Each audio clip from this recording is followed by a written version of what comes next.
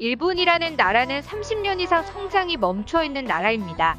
나라가 성장이 멈췄다는 것은 그 나라의 국민들의 소득도 오르지 않았다는 이야기가 됩니다. 일본의 경우 정말로 30년 동안 급여가 변화가 없는데요.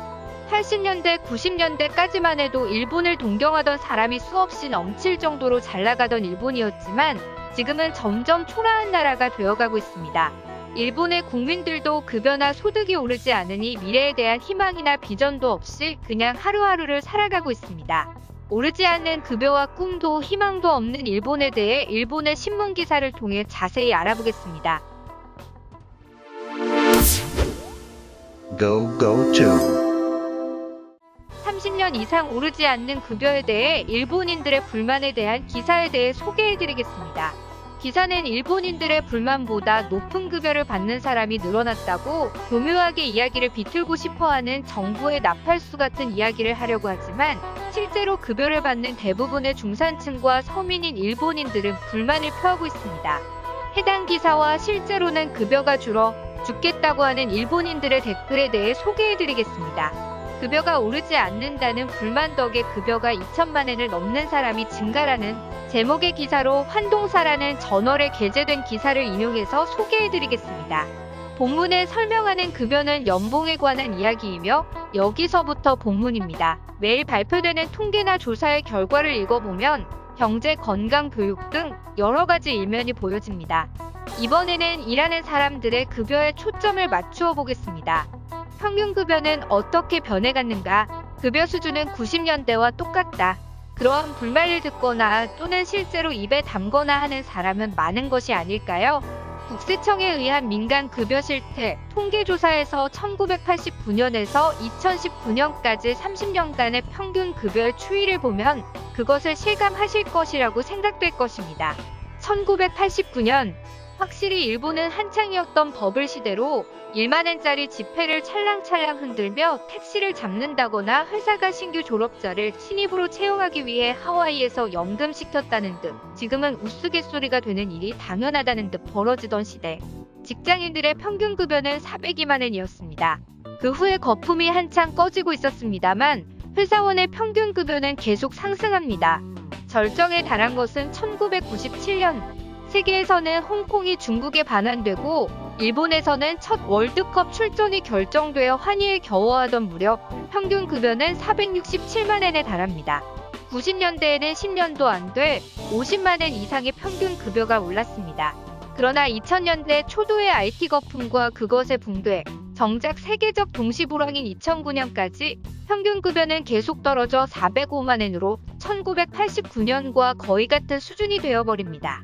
그 후 유럽발 위기 등도 있었습니다만 2013년부터 시작되는 아베노믹스 경기에 의해 무엇으로부터 세상은 경기가 좋은 것 같다라고 하는 실감나지 않는 호경기를 맞이하게 됩니다. 평균 급여도 꾸준히 올라 2018년에는 440만 엔에 달했습니다. 달성했다 라고는 하지만 440만 엔이라고 하는 것은 90년대 초반 무렵과 같기 때문에 급여가 좀처럼 오르지 않는다고 실감하는 것은 당연하다고 말하면 당연합니다. OECD 데이터를 보면 더 충격적입니다. 1997년과 2018년 사이 OECD 회원국의 시간당 급여가 가장 많이 늘어난 것이 한국으로 167%나 증가했습니다. 그 뒤를 이어 영국, 미국과 이어지는데 일본만이 마이너스 8%가 되었습니다. 국가별로 인플레이션율 등 다르지만 실질 임금으로 비교해도 일본만이 훨씬 낮은 수준입니다. 월급이 좀처럼 오르지 않는다는 일본만의 불만인 것을 알 수 있습니다. 여기까지가 기사의 주요 내용이고 다음 내용은 도표에 대한 내용의 설명이기 때문에 간단히 해설을 해드리자면 평균 급여가 2천만 엔 이상의 고소득자가 증가했음을 알 수 있습니다. 다만 급여의 실수령액이 증가한 일부의 상위 계층을 제외하면 중간이 되는 계층의 소득자가 줄어들었습니다. 그만큼 일본의 소득 격차가 커지고 급여가 오른 계층은 있지만 급여 감소와 상여금 감소로 살기가 힘들어진 사람도 늘어난 것을 알 수 있습니다. 다음은 해당 기사에 대한 댓글입니다. 급여가 오르지 않는다기보다 어중간하게 급여가 올랐다가 세금이 너무 올라 실수령액이 줄어들었다. 소비세 10%로 지출이 늘어난다는 것이 실감된다. 소비세는 논란의 소지와 주지가 있기 때문에 좀처럼 손을 대기 어렵지만 소득세나 건강보험료 등을 올리기 때문에 급여의 상승보다 세금이 높게 불입되는 금액은 확실히 줄어든다. 여기에 소비세도 더해져 어려워진다. 나도 오른 금액보다 사회보험료와 주민세액이 늘어나서 실수령액이 줄어들었다. 지난해보다 보너스가 5만 늘었지만 실수령액은 지난해와 같다. 늘어난 5만엔 어디에 갔어? 급여가 올라도 세금이 올라서 세금이 올랐으니 보육료가 올라 결과는 마이너스. 이제는 월급이 오르는 재미도 없다. 해외에 자주 가지만 분명히 일본은 아시아 국가와 비교해도 가난해지고 있다. 노동력이나 인구 문제를 포함해서 정말로 성장 전략을 그릴 능력이 있다면 빨리 성과를 내야 한다. 이제 곧 40살인데 40살이 되면 요양보험도 내야 한다던가 연금이나 건강보험, 시민세의 지불만으로도 파견의 월급으로는 어려운데 점점 저축도 할 수 없게 되고 결혼이나 노후도 생각할 수 없고 일하면서도 살기 어려운 것을 느낀다. 세계에는 더욱 빈곤에 괴로워하는 사람이 많이 있다고 생각하면 아직 자신은 운이 좋다고 생각하고 노력하고 있지만 게다가 그 간병보험도 서서히 가격이 오르고 있다.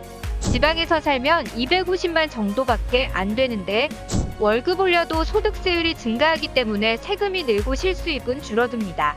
그 점을 언론이 정확하게 전달해야 한다고 생각합니다.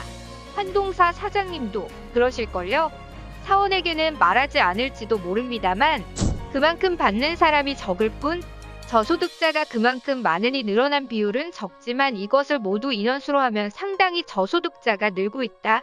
이런 기사는 친정부 성향으로 쓰여졌을 뿐이야. 급여가 오르지 않는 것은 지난 30년간 계속 파업해 오지 않았기 때문이라니까. 급여를 올리고 싶은 사람은 정치인, 경영자, 노동자 3자 중에서 노동자밖에 없는데 노동자 자신이 파업으로 안 올리려고 하면 오를 리가 없지 않습니까? 여기까지가 해당 기사의 댓글이었습니다. 일본은 30년 동안 급여에 변화가 없었으며 심지어 세금은 올라 실질적인 수령금은 오히려 줄어들었습니다. 해당 기사에서는 상위 소득계층이 늘어났다고 얘기를 하고 싶어 하지만 내용을 자세히 보면 결국은 중산층의 소득이 줄어들어 임금의 격차는 더욱 커지고 상위와 하위 계층이 크게 나눠진 것을 알 수 있습니다. 특히 가장 마지막 댓글에서 보듯이 자신의 권리를 주장해야 할 노동자 계층이 그냥 참고 위에서 시키는 대로만 생각 없이 지내다 보니 위의 계층도 바뀔 생각을 하지 않고 그러다 보니 노동자들이 자신의 권리조차 지키지 못한 상황이 되어버렸습니다. 즉 순종적이기만 한 일본의 문화가 회사의 혁신이나 개혁을 가져오지 못하고 고여서 썩어가는 상황을 만들어낸 것입니다. 결국 상위계층만 급여가 오르고 나머지 중산층과 서민층은 30년 전과 다를 바 없는 급여를 받고 있습니다. 그나마 그 급여마저 코로나 사태로 인해 상여금이 줄어들고 세금은 올라가 실수령액은 예전만도 못한 상황이 되어버렸습니다. 즉 양극화로 인해 오히려 중산층과 서민층의 소득의 평균은 줄어들었음을 알 수 있습니다.